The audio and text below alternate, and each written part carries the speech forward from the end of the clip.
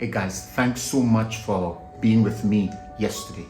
I really do appreciate your company, and some of you were sending this to you even though you're not members of the church.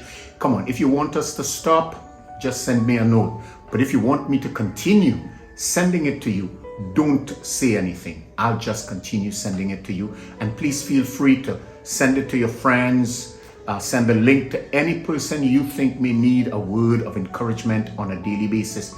We'd love for it to be. So yes, those of you who are husbands, you could include your wife in it, and don't let them look at your phone. You could send it on to them and give them the link, and I will definitely be willing to include them on the list that it goes out to. And we're glad that God is using us to be a part of your own devotional life. But hey, let me hustle back to what we're supposed to be doing, and that is reading from the book of Matthew chapter 5. I go back to verse 13. It says, "You are the salt of the earth, but if the salt loses its flavor, how shall it be seasoned? It is then good for nothing, but to be thrown out and trampled underfoot by men." Hear what happens.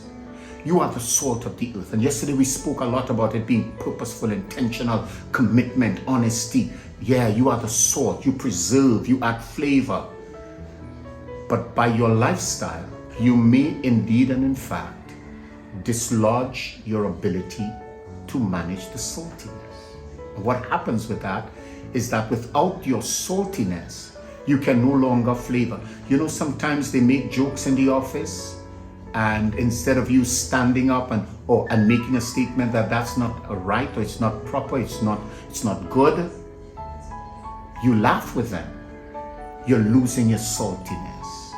If you continue to look lustfully at other people or jealously at other people, you're losing your saltiness. Because the way we lose our saltiness is actually to walk away from the ideals of God, from the purposes of God.